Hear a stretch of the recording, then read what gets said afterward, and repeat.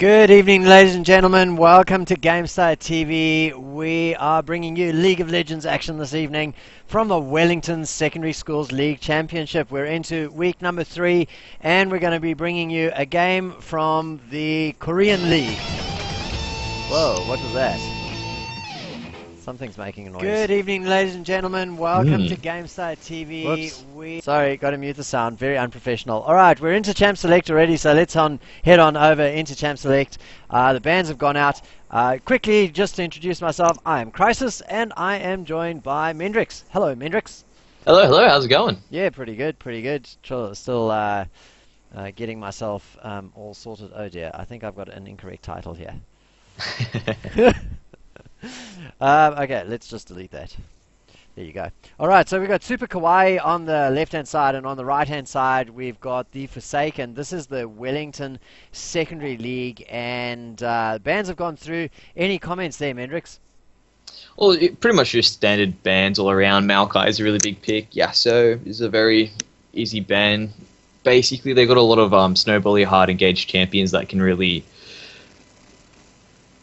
really affect the game with the Yasuo and Maokai. Morgana is just a straight-out support ban. She's very strong with essentially her bindings, any damage she puts out. Kassadin, if he snowballs, he's annoying. Nilly is just such a strong laner by herself, so you don't want her doing her own games but pushing to the side. And Evelyn, she's sort of fallen out of favor, but maybe they did a target ban on the side there against, I think it's Crabclaw, their jungler.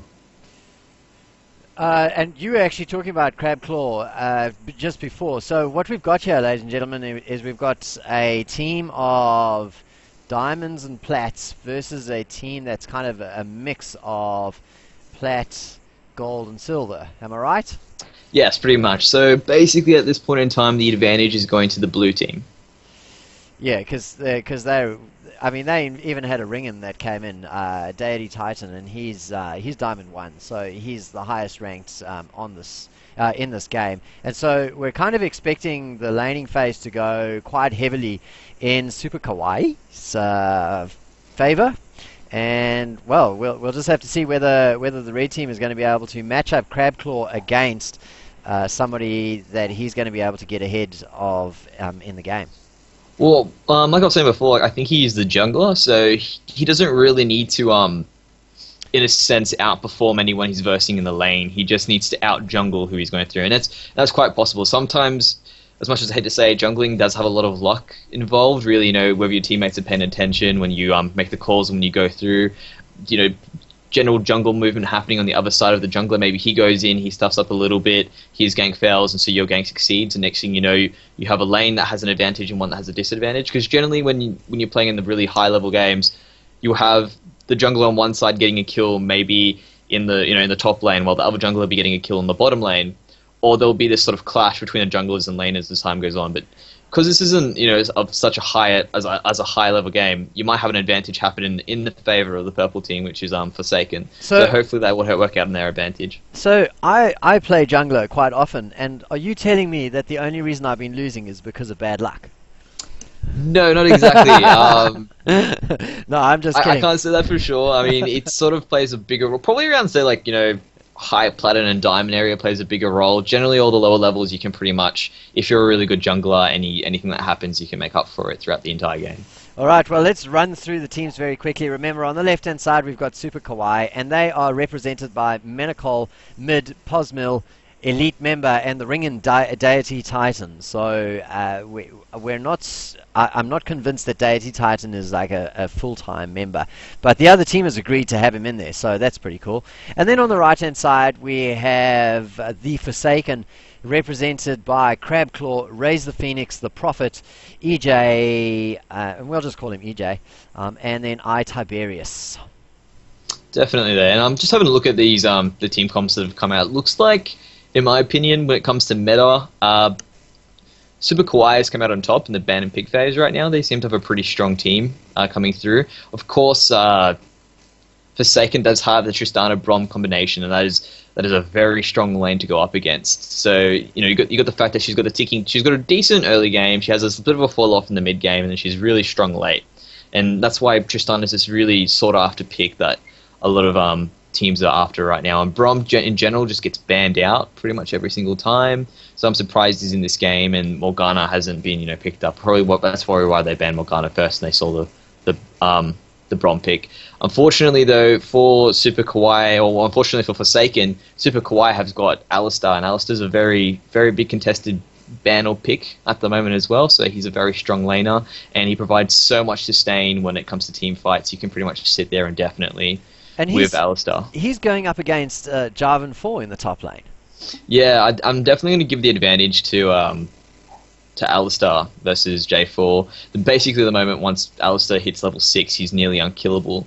The only advantage J4 has is he's got the Ignite, which means he has a lot more lane pressure, but at the end of the day, if Menasol doesn't die to EJ, pretty much it will go in Alistar's favour. Well, I just find it interesting to pick a Jarvan for the top lane, because his kit is kind of not suited to just hanging about in the top lane on its own. He's got a lot of mobility, and he's got his gang. He's a ganking champion. Yeah, he definitely is a ganking champion. He's got basically the idea is because he's running Ignite. He wants to go through, dominate his lane, probably force the cow out as many times as possible, and then roam to the mid lane and gank that way. It's kind of like running Rengar top, or really any sort of. There's a bunch of roaming champions you can do. Even Alistar can be considered a roaming champion as well. So this is true. Both of them can roam and do a lot of damage, but the big thing that EJ is probably trying to do is get the kill early and then roam. Whereas the cow is generally trying to stay alive, survive, and then in the late game really support his team through basically his mass AoE sustain, and the fact that he can also be a team interrupter and a massive tank. He's also such a great initiator. Basically, once your ultimate's popped up, you see a good opportunity to go, the cow can just go pretty much with no risk, even under the tower.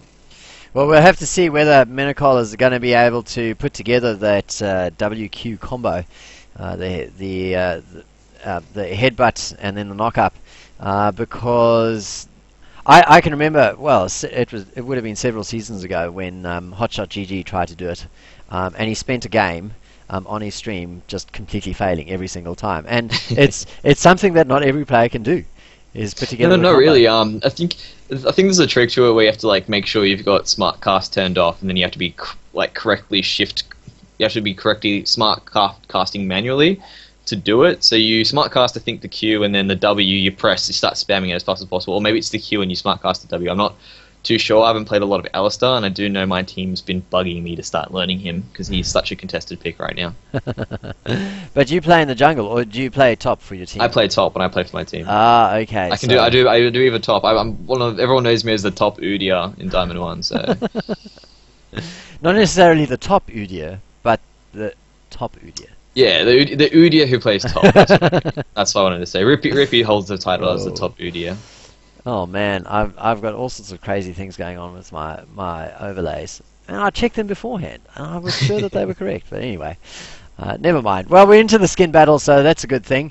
Let's have a look. We've got just 2 skins up across the top and 1 down at the bottom. So I almost want to just give both of these teams a participation award when it comes to skins. Well, yeah, unfortunately, that's all you can really do in most situations. I mean, so Warring J4, I really do like that skin. It looks fantastic in the splash. I don't really like it in game, but it looks amazing in the splash. That's the only difference. And Tristana needs to realize that you can get Rocket Girl Tristana. I think if you like the YouTube channel. If you subscribe to the YouTube channel, you get free Rocket Girl Tristana. So it's not much, but it's like a pink recoloration. So at least then you've got a skin there. Yeah, exactly. Well, it's very easy to pick up skins. I think even Alistair's got one where if you is it Twitter? You get Unchained. Yeah, well, you get a skin each for YouTube, Twitter, and Facebook, I think. Very smart by Riot. They're using all that social media to promote their game. Yeah, I actually got the first skin that I got for a champion was Nightmare Cho'Gath, which is basically just a recolor of the red Cho'Gath into dark blue, kind of purpley type of color. And I got that from an Alienware giveaway, and I didn't even own the champion at the time, so I got gifted the champion as well. It's fantastic. I really do like it when you get free champions from skins. I got Elise for free last season because of the I got the Victorious Elise skin. I was just like, yes, I don't own this champion. Fantastic. Riot Girl, not Rocket Girl. Oh yeah, it is right, girl. You're right. Absolutely. Shout out to Basil. I think that's what his name is. X Basil X is probably just Basil. Basil? Mr. Basil. Alright, so who are we waiting? Who's the slow bob here that's loading? It's at like, 100. Well, super, for me super right now, it's slow? 100%. Yeah, So it's the same for me as well. So not really sure what the story is that we're not joining the server just yet. so someone must have disconnected. So Something like probably that. jump into the game and then they'll be like, "Hey guys, pause." Good luck, have fun from Posmill in the Twitch chat as well. So shout out to him. Thanks, mate. Oh, is he in the chat? You should let us know what's happening. Yeah, Posmill, if you can hear us, Posmill, blink twice. You can let us know what's going on if you're in the game already. They might have paused. Oh, there you go. The game's Here we go. loaded. Hurrah! Now let's hope this overlay has worked. Yay! Super Kawaii on the left and the Forsaken on the right. Fantastic stuff. So yeah, it's going to be interesting to see which whether there's going to be invade here. I think there's a very strong invade side on Forsaken. Basically, they can either use the Brom to initiate. They got the flag from J4 to see what's happening. Even the basically they just got a lot of vision early that can be provided. And on top of that, they got the elite if she decides to go Cocoon, but I don't think she will. So it'll be interesting to see how that goes. But it looks like they're just going to go through here. All of the members of Super Kawaii are just chilling out. Yeah, hanging out in the river brush, looking for a pick really, I think, and they're not going to get it because the ball finds them. So nice work there by Tiberius, spotting things out there and saying, look guys, please, don't even think about it. Pretty much, yeah. It doesn't look like that these teams are really going to play anything too aggressive. If there was a Thresh or a Blitz or anything that a lot more knock-up, probably would have seen something, but there's nothing too crazy tonight, so... Yeah, Menacol with his Q might have been the best chance for having a bully situation in that in level 1, but I guess they're just not interested. They were looking for a pick more than anything else. They not as more than an invade. Yeah, I think they had if Zyra had started E, it'd be very easy for them to get the pick, but she hasn't picked up an ability yet according to my screen. So looks like she's able to save that. Probably start a Q early instead for more wave clear in the mid lane. But yeah, there's just going to be some standard starts right now. They're going to clear out their waves and then the jungle, help out the junglers a little bit, and just make the way to the lane. And so right now, what we're looking at, I think, Deity Titans is support right now, which is I think that's actually pretty cool.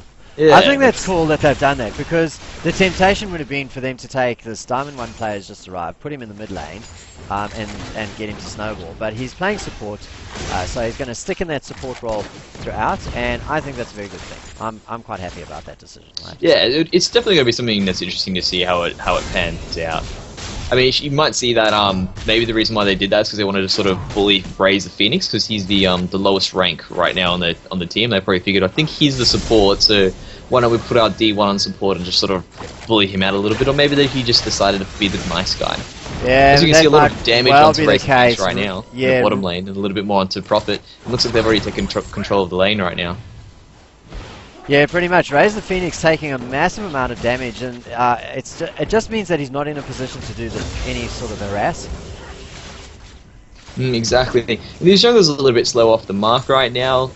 They're just finishing up their blues and reds. Looks like Crabclaw is going to be instead of trying to get a gank with a leash, he's just going to continue farming. And same with mid right now. So no major action happening in these lanes early right now. Just a very passive game to start off with. Yeah, let's have a look at what's going on in the top lane. We've got the J4 versus the Cow. And pretty much neck on neck. I mean, J4's got 11 CS, so I don't know if that's an extension just yet, because you can see the lane that's actually pushing towards Menacol. So he's probably quite happy that that's happening. Yeah, definitely. He doesn't have to worry about any elite ganks coming through. But even then, it's still extremely hard to gank the Cow. Basically he'll headbutt the person with the most stun away the moment they try to engage onto him, and then basically he'll knock up the rest and just walk off. He's very potent in lane right now. That's why he's so strong. So basically, that's due to the new changes they had. They destroyed the jungle cow. The jungle cow is no longer available. But Yeah, it's a sad day. yeah, it is a sad day. But the outcome from that is basically that now you have the top cow instead. So, or the cow that plays top. That's just an outcome of them, Riot trying to make a change where they would see too much StarCraft. I've been trying to get into the StarCraft scene a bit now. But basically, yeah, they've been trying to, make it so he's more of a support champion. In the process, they've turned him into a... And below looks at things, Prophet's going really low there, and he just manages to get away with his rocket jump down on the bottom lane. So he's just going to have to back off now and play it safe. And back to what I was saying before, yeah, but they've tried to create a more support-focused champion out of Alistar. Now he's turned into a laner, which is just a monster funny. laner, no less as well. Pretty much, yeah. Yeah. Damn it, Rito, got to try a little harder next time. Yeah, a little bit of a turnaround in that top lane, 23-17 CS now in favour of Monaco. But again, I think it's just going to be a back and forth there. Something going on in the mid lane. First blood goes to Elite Member. He gets the flash in and takes down the kill. Crapnell wants to try and get a return, but he's decided actually no, he's not going to chase. And that was probably a wise decision because mid had come down in support of who is it? Elite Member that picked up the kill. Now that said, mid's heading on up to the top. And he's going to be looking for a gank on the Jarvan 4, but unfortunately, I think, I don't know, Jarvan... He can wait around to see if Alice is about to hit his level 6, they can definitely dive him under the tower. But it looks like he's not going to try and wait for that, he's just going to go in there and... Yeah, just reveal himself, essentially. So he's shown up in the lane, everybody on the server, or on the field, knows exactly where he is, and that means that the other lanes can feel pretty confident in pushing out if needs be. That said, you have to be able to push out if you want to feel confident about pushing out. And Razor Phoenix and the Prophet are having a hard time still getting pushed under their turret. And Tristana's gold is suffering as a result. His CS at it's less than half of what his opponent is. So Posmel at the moment really in command of the ADC matchup. Yeah, definitely, and this is going to be really good for Kawaii in this regard. Look, as you can see there, Prophet is so scared. He the moment he got hit by that Zap, instantly rocket jumped away. But yeah, this is really going to help out when it comes to Super Kawaii because they want to have Tristana to have that lackluster mid game that she always has. So basically, she's just not going to have a max range yet. She's not going to have that Infinity Edge and Static Shiv, which is going to be really what makes her really strong. And if they're able to do so, they should be very strong when it comes to the late game. Mind you, Jinx actually has a stronger attack speed steroid than Tristana. Once she's fully maxed up her Q, which is her swapping it out between her Fishbones and her... What's the other rocket called? Her minigun. So basically the minigun and her rocket's called Fishbones. I think there's a name for her minigun as well, but I can't remember off the top of my head. Well, somebody in the Twitch chat, maybe you can tell us what that name is for the minigun. That'd be pretty cool. First turret has gone down in 7 minutes, so just before the 7.5 minute mark, we had turret number 1 down in the bottom lane getting taken down. That was that shredding that Jinx is well known for, taking that turret down. And they are now pinging the reds, so pinging the dragon. So we should have a. Looks like they're not really risking it right now, and that's a mistake on their half. Basically, if you see the bottom lane back and you've got your jungle nearby, you should just straight away take that dragon, especially when you've got your bottom lane there to help you out. So really not taking advantage of the situation there. They had the opportunity to respond with a dragon, but looks like they're just playing a little bit careful here, and that's probably due to the fact that they're a bit worried about Deity Titan and perhaps maybe him having a little bit more gains and saying, look, they're probably going to rush the dragon after this. And they just decided to back away from it.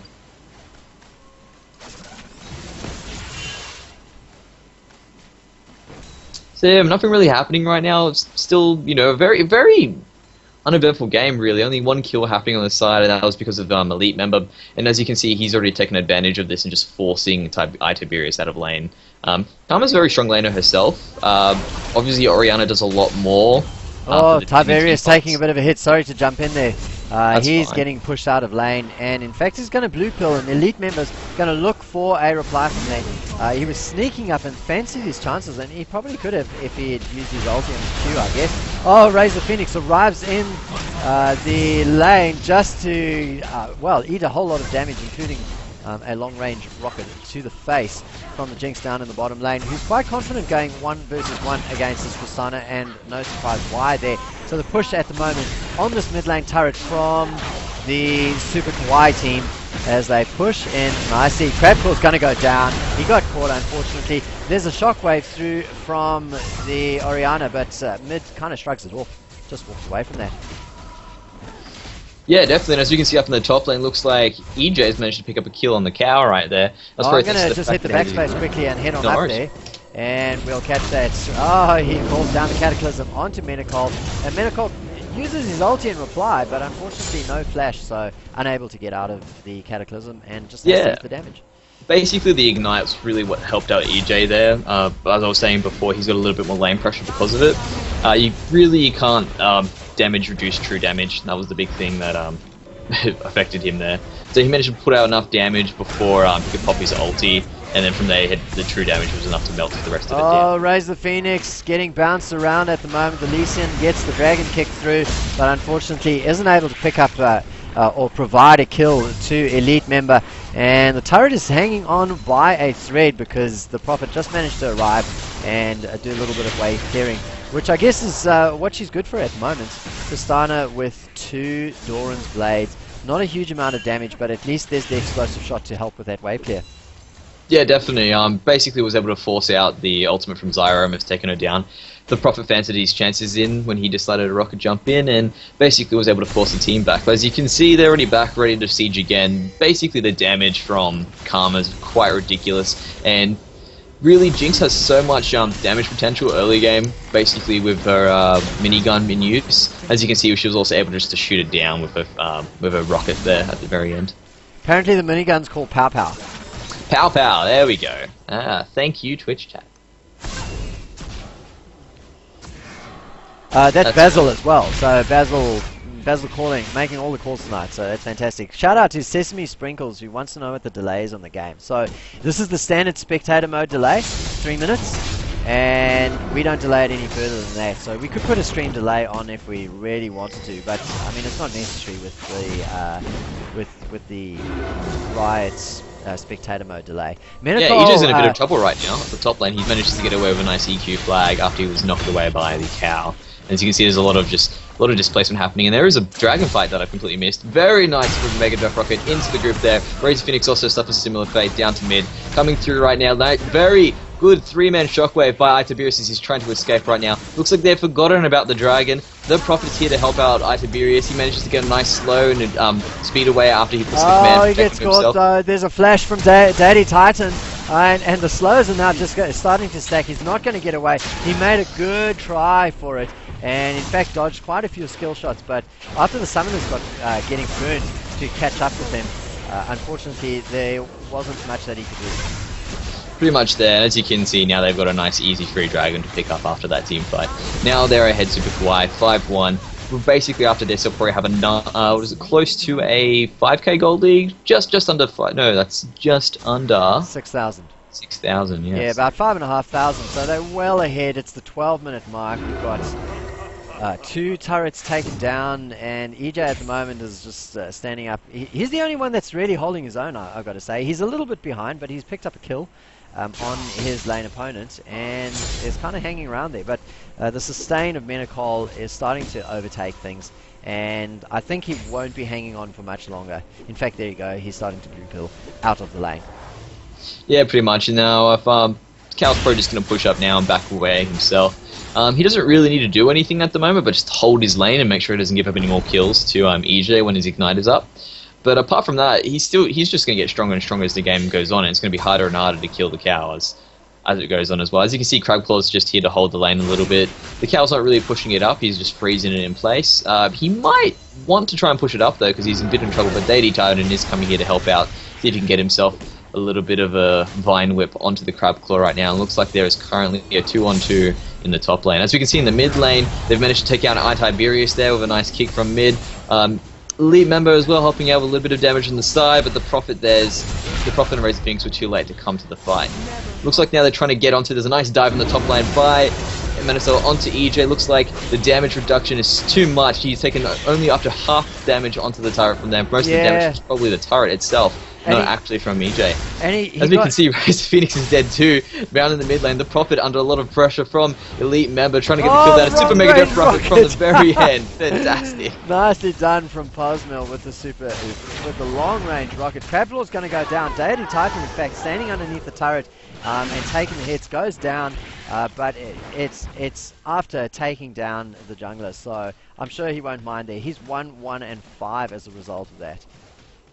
Yeah, definitely. It's just basically really strong showing by the G1 as we expected in this particular case. And Posmo right now, he's just shredding through. He's got a here we go, after using that Q to take out 3 minions there. He's got over a 50 minion lead on Tristana at the moment, and basically Razor Phoenix there trying to stop any damage going onto that turret anymore, and Posmo just wisely backing away. He's got 3 members then down in that bot lane right now, so they don't want to try and take him. He doesn't want to take on a 3v1, no matter how strong he is right now. Although he has got an Infinity Edge, I wouldn't be surprised if he's able to kite them out. Well, that would be a sight to see. So he's pretty happy with this performance. 3-0-1, over 100 CS. Picks up the IE and sets himself up for, well, a very strong position in the mid game in comparison to the Tristana on 70 CS. We've got some more action from Elite Member onto Tiberius. Tiberius hanging on just for a moment with the shockwave, but unfortunately unable to get away. Grabbed by the thorns from Deity Titan, and that is another death. Man, he's really been a bit of a focus this game. 4 deaths so far. Oh, and sorry, the Braum goes down. Posmil picks up a kill and a rampage, and doesn't take a... Well, the Prophet, he flashed too late, so he took the rocket to the backside, but managed to get away nevertheless. The damage wasn't enough to take him down, and the flash was kind of unnecessary. That said, Kawaii is just pushing down the mid right now, right down the guard. They're just going through saying, okay, we can probably get the tower and the inhib now. Thanks to the pushing power, basically that Zyra and Cum provide, and then you've got the attack damage carry Jinx, who is just a beast at menacing down tower. Especially now, she just got excited, coming down onto Razor Phoenix, trying to get the kill there. Will she really get the kill there? No! Razor Phoenix managed to survive just by the hair of his teeth. Looks like Elite Member's trying to put some damage onto the Prophet, lock him in place, but unfortunately he rocket jumps away, and looks like they're going to say, no worries now, we're just going to sit back and just take your inhibitor now.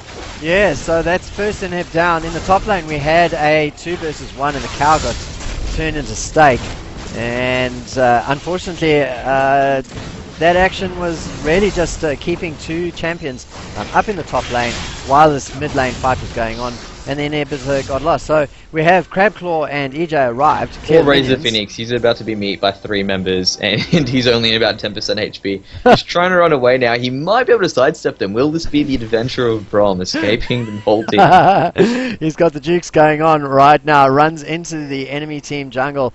Somebody pinged for him. They're going to check for him there, but he's not actually there, and he's going to get away. Yeah, he's blue pilling right now. Looks like mid has been caught out by Tiberius and EJ, but already putting a lot of damage on Tiberius, taking him down to half. He manages to ward jump over the wall, get away safely, and the cow's here. He's roaring away. He wants to try and start the fight, but they wisely back off. This is not going to be a good idea to try and take on the cow right now. Looks like he manages to pick up by Tiberius, takes him down to almost 10% HP. That was a shockwave. That wasn't really necessary, but looks like the Titan flashes for a Super Mega Death Rocket coming through, hitting Razor Phoenix and Crabclaw. Not doing too much damage because it is mainly execute. But looks like still they're coming through now with those super minions, and Dragon is available in the next 40 seconds, so perhaps they should just gain control of this right now and get some easy gold.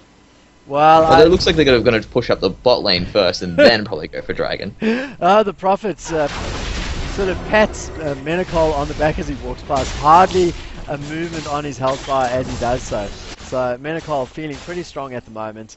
We've got 1 ward from the red team down near the dragon, and it might actually expire before the dragon spawns. In fact, how many seconds is it remaining? Can you see how long ward it's got remaining? Besides the little... There you go, it's gone. So 10 seconds to the dragon spawning.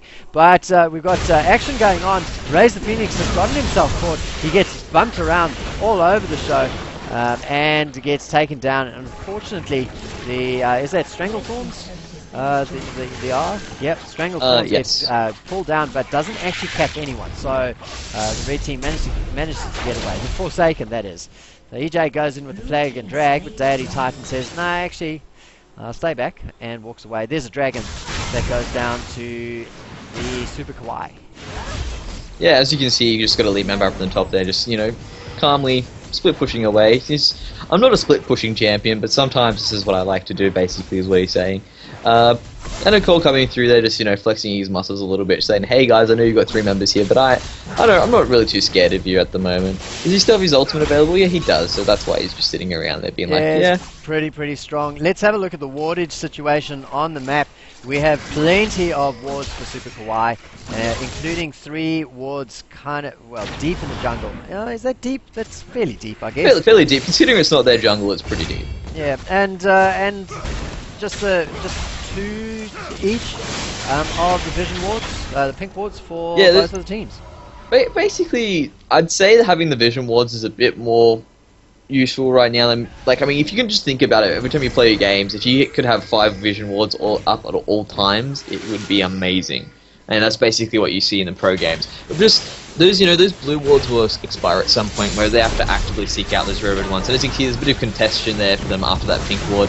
Really, no damage coming through. The cow manages to hit, basically taking 3 members down to a quarter HP right now. Cosmo just coming through, cleaning up, getting up the double kill right there. And looks like she's coming through to see if she can catch the Prophet, but no, they're not going to worry. They'll probably just go straight for that top lane. Oh no, they're going for the jugular right now. They can smell victory. Yeah, 20 minutes. Come right down the middle there. Yeah, 20 minutes has just ticked over, so they've decided, look, we've had enough of the game and we want to push things down. And why wouldn't you? Well, that's it, the death time is quite short, so already we've got 3 members up. We're going to have 4 and 5 in just under 5 seconds, so we could have another 5 and 5 fight, but they're not scared, Mendrix. They're sticking around. As you can see, the troll inhibitor respawning right as they're about to put some real damage onto the towers, so good timing there, very lucky for Forsaken. As you can see, the cow's just sitting around like, what's up, guys? That's right, attack me. He's there trying to jump EQ onto Crabclaw. Crabclaw manages to get out of there. No, as EJ's caught between a rock and a hard place. He gets taken down by Postmill. As you can see, the ultimate gets popped by the cow right now. He's running into the middle of the whole team. Ultimate down right now, but he still doesn't care. He's still going to tank those tower shots. The Prophet manages to push him back away. Prophet's trying to get away from this team right now. He's in a lot of trouble. Looks like they're just going to turn onto this tower. Deity takes it away, and looks like the surrenders come through. Wow, so 21 minutes is what it took for Super Kawaii to pick up 21 kills over their opponents, who managed to pick up 3 constellation kills. One of them, or 2 of them, the cow actually up in the top lane. So feeder reward has to go to Beefsteak in the top lane, Menacol.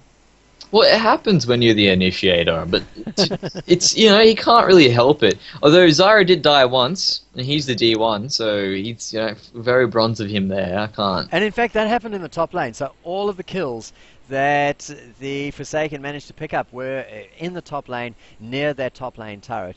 Well, unfortunately, 3 kills not enough in an answer to 21 kills, and we kind of saw that Super Kawaii were the favourites going into this game, and they have proved to be exactly that. So a very short game, ladies and gentlemen, here on GameStar TV2 from the Wellington Secondary League. And congratulations to Super Kawaii, and better luck in the next round, I got to say, to the Forsaken. Thanks for tuning in. This is Crisis and Mendrix signing out.